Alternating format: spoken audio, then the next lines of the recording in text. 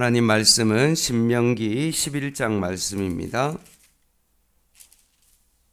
신명기 11장 말씀 잘 책갈피를 해두시고요. 한 절씩 교독하겠습니다. 신명기 11장 말씀. 그런즉 내 하나님 여호와를 사랑하여 그가 주신 책무와 법도와 규례와 명령을 항상 지키라.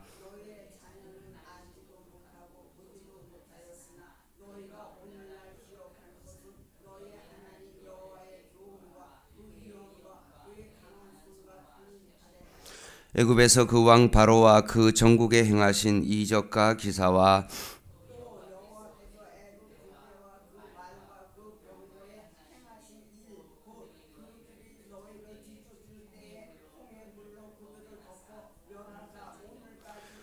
또 너희가 이곳에 이르기까지 광야에서 너희에게 행하신 일과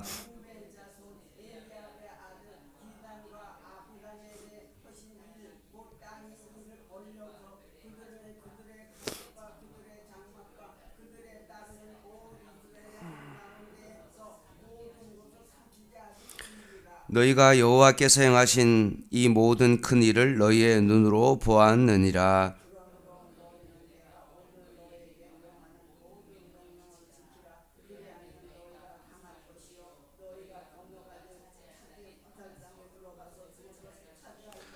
또 여호와께서 너희의 조상들에게 맹세하여 그들과 그들의 후손에게 주리라고 하신 땅 곧 젖과 꿀이 흐르는 땅에서 너희의 날이 장구하리라.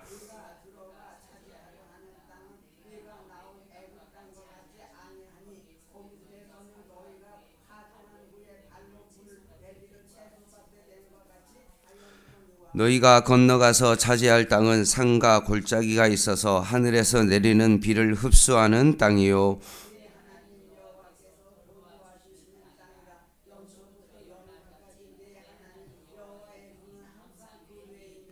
내가 오늘 너희에게 명하는 내 명령을 너희가 만일 청종하고 너희의 하나님 여호와를 사랑하여 마음을 다하고 뜻을 다하여 섬기면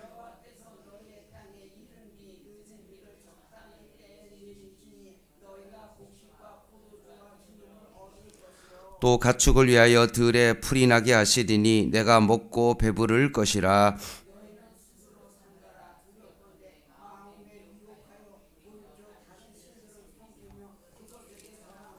여호와께서 너희에게 진노하사 하늘을 닫아 비를 내리지 아니하여 땅이 소산을 내지 않게 하심으로 너희가 여호와께서 주신 아름다운 땅에서 속히 멸망할까 하노라.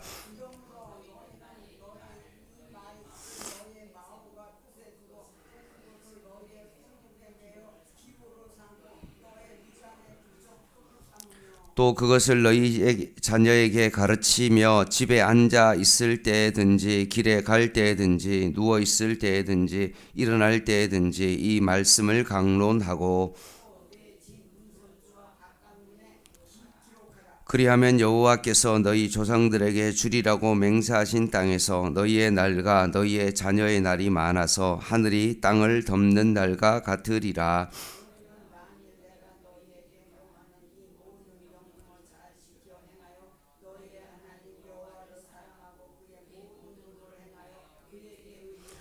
여호와께서 그 모든 나라 백성을 너희 앞에서 다 쫓아내실 것이라.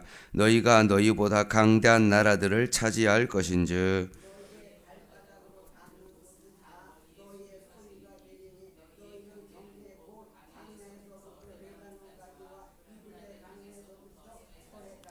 너희 하나님 여호와께서 너희에게 말씀하신 대로 너희가 밟는 모든 땅 사람들에게 너희를 두려워하고 무섭게 하게 하시리니 너희를 능히 당할 사람이 없으리라.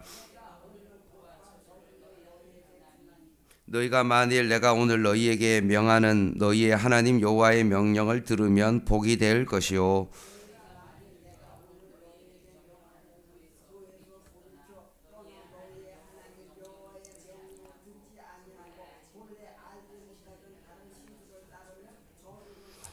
내 하나님 여호와께서 내가 가서 차지할 땅으로 너를 인도하여 들이실 때 너는 그리심산에서 축복을 선포하고 에발산에서 저주를 선포하라.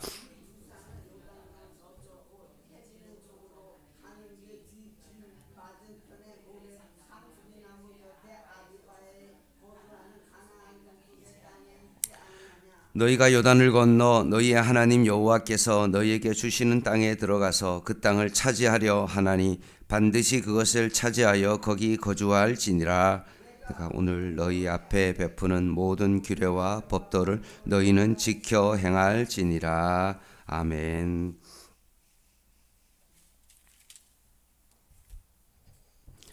신명기는 이스라엘 백성이 가나안 땅에 들어가기 전에 한번 숨을 고르는 어떤 그런 형태를 가지고 있습니다. 숨고르기 하면서 하나님의 말씀을 담고 있습니다. 새로운 인생의 전환을 위해서 다시 한번 호흡을 크게 하고 새로운 땅을 향하여 나아가는 그 장면 속에서 다시 한번 하나님의 말씀을 정리하여 그들에게 전하고 있는 것입니다. 오늘 본문은 세 단락으로 구성되어 있는데요.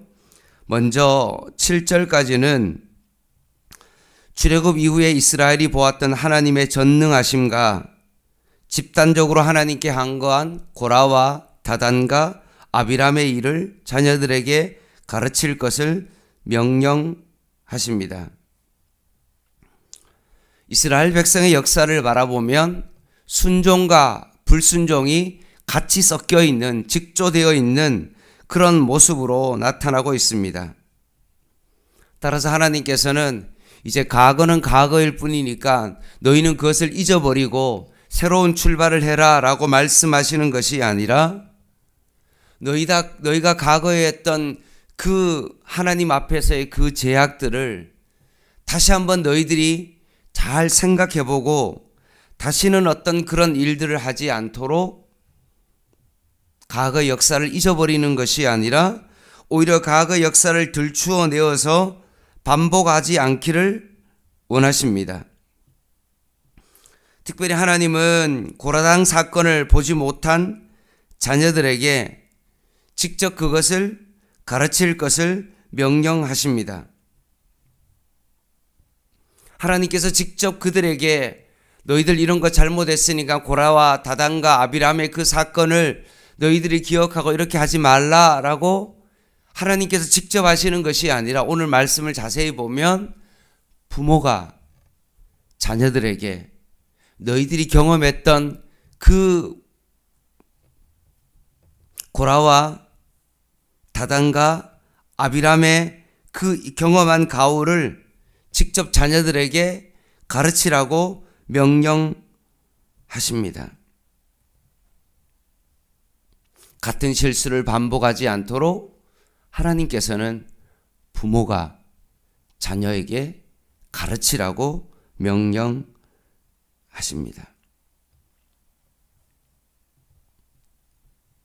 늘 말씀드리는 것처럼 부모 중에서 자녀의 신앙 교육을 교회에 위탁하는 사람이 있습니다. 그냥 자녀의 신앙은 교회에서 책임져 줄 것이다 라고 하고 그냥 교회에 그냥 출석만 시키는 그런 부모가 있습니다. 다 알아서 신앙 교육을 해주겠지라는 그런 마음을 가지고 아이들을 교회에 그냥 위탁해 버립니다. 그런데 오늘 성경은 그렇게 말하지 않습니다. 신앙의 가문은 절대로 교회가 세워줄 수가 없습니다. 오늘 말씀에 있는 것처럼 부모가 자녀에게 그것을 가르쳐야 됩니다.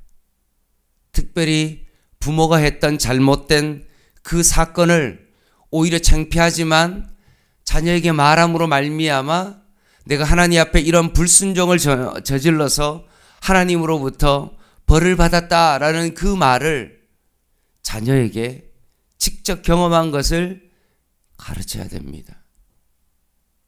그래야만이 신앙의 가문이 세워진다라고 말씀하고 있는 것입니다. 자녀도 고라와 다담과 아비람과 같은 하나님 앞에 맞설 때 일어난 그 사건에 대하여 분명히 가르쳐 줌으로 말미암아 자녀가 다시는 그런 일을 하지 않도록 신앙 교육을 전수해야 된다라고 말씀하십니다.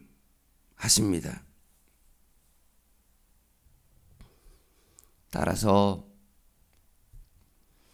오늘날 바삐 살아가는 우리들의 삶 속에 부모도 바쁘고 자녀도 너무나 바쁜 우리의 일상 속에서도 다시 한번 가족의 모든 구성원들이 한번 숨을 한번 깊게 고르고 난 다음에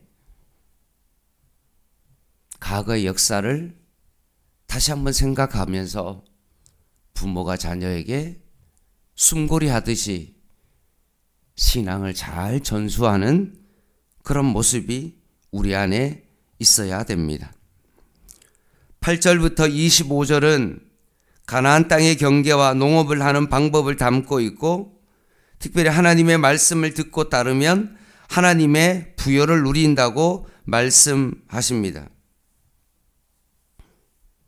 인간이 어떻게 하나님의 말씀을 다 따를 수 있겠습니까?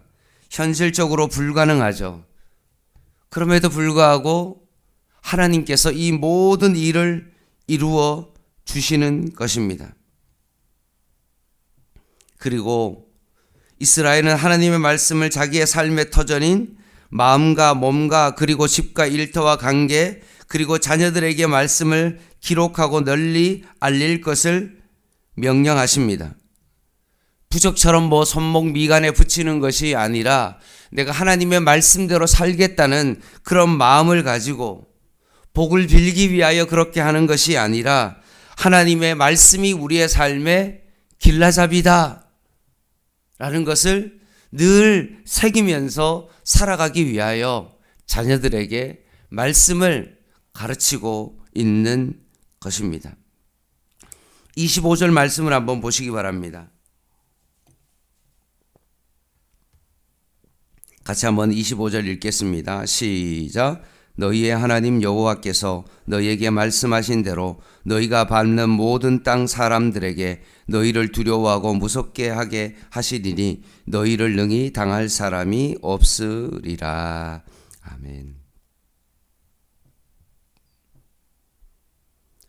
가나안 땅에 들어가기 전에 이스라엘 백성이 하나님의 말씀으로 숨고르기를 잘하면 가나안 땅에 들어가서 어떠한 어려움이 찾아오더라도 그것 때문에 당황하거나 두려워하지 않는다는 말씀입니다. 꼭 사도 바울이 청문회 장 앞에서도 두려워하지 아니하고 담대하게 하나님의 말씀을 그들에게 전파했던 것과 마찬가지로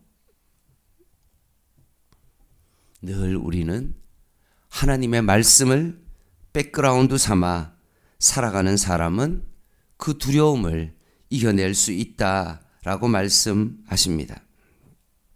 이제 마지막으로 세 번째 보면 26절부터 32절은 저주와 축복에 대한 말씀입니다.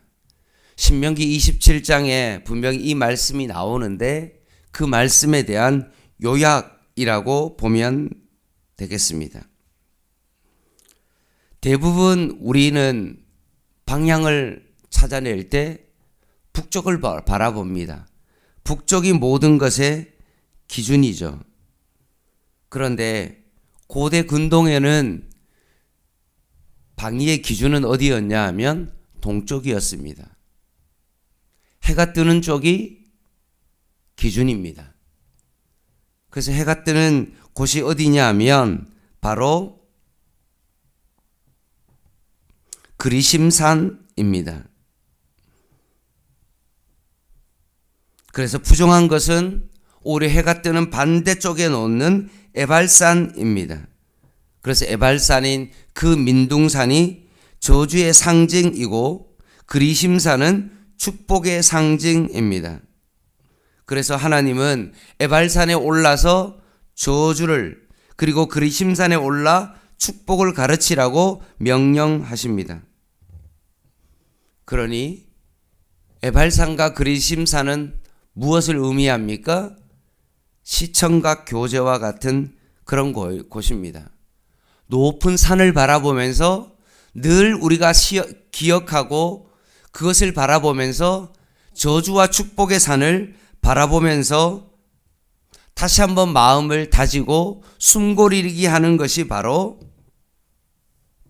그리심산과 에발산입니다. 하나님의 말씀을 따르면 그리심산에 풍요가 있고, 하나님의 말씀을 저버리면 그 에발산의 저주가 임한다는 것을 늘 그들에게 다시 한번 되새기는 그런 역할을 하는 것이 바로 그리심산과 에발산의 모습입니다. 말씀을 마무리하겠습니다.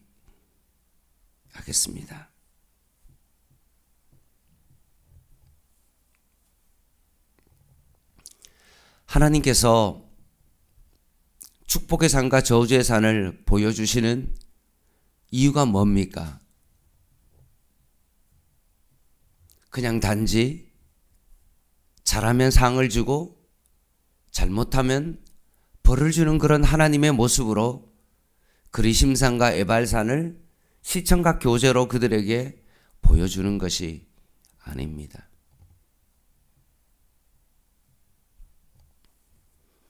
하나님께서는 우리를 너무나 사랑하셔서 자신의 독생자 아들까지 우리에게 내어주시면서까지 십자가에 죽이시기까지 우리를 사랑하셔서 저주의 사람인 우리를 축복의 사람으로 바꾸어 주시는 분이십니다.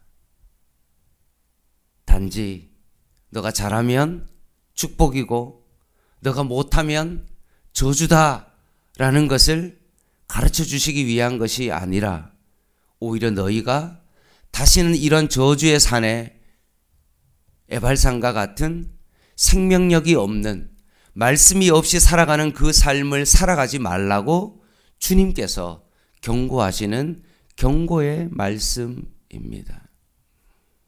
다시는 이런 일을 하지 말라고 주님께서 우리에게 알려주시는 것입니다.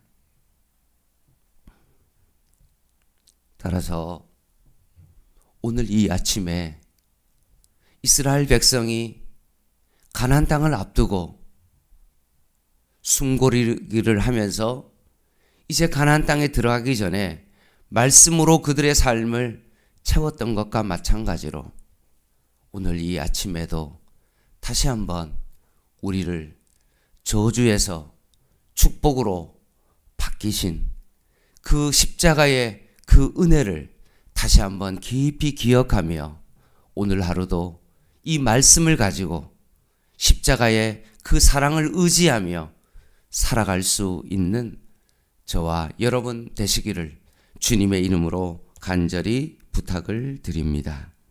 기도하겠습니다.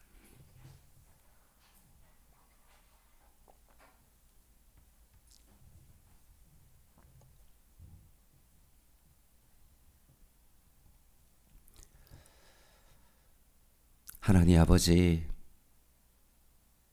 우리가 세상 일로 너무나 바빠 우리의 마음이 항폐하고 무엇인가 빨리빨리 해야 될 것 같고 당장 그 결과를 원하는 우리들의 삶의 바쁜 현실 속에 다시 한번 하나님의 말씀을 통하여 우리의 삶을 다시 한번 숨고르게 하며 하나님의 말씀으로 우리가 다시 한번 채워지기를 원하오니 오늘도 그 십자가의 사랑으로 다시 한번 서게 하여 주시옵소서. 나를 너무나 사랑하셔서 십자가에 죽이시기까지 나를 사랑하신 그 하나님의 은혜를 기억하며 다시 한번 십자가 앞에서 말씀으로 숨고르게 하며 오늘 하루를 살아갈 수 있는 저희들 되게 하여 주시옵소서.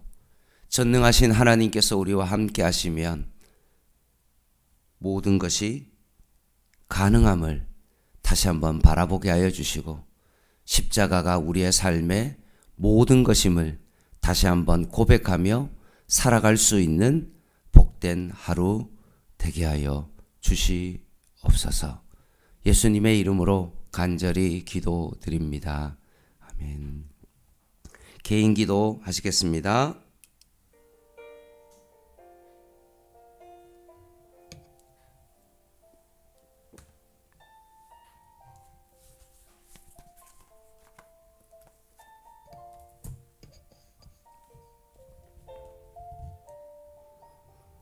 하나님,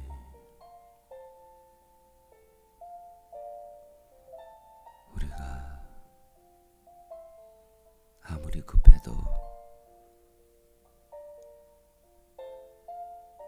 말씀으로 숨 고르기를 잘 하게 하여 주시옵소서. 하나님, 오늘도 엎드리며 십자가를 바라보게 하시고 주님을 묵상케 하시고 오늘도 우리와 함께 하신 그 주님을 기억하며 십자가 앞에서 숨 고르게 하며 말씀 가운데 온전히 주님 앞에 서게 하여 주시옵소서.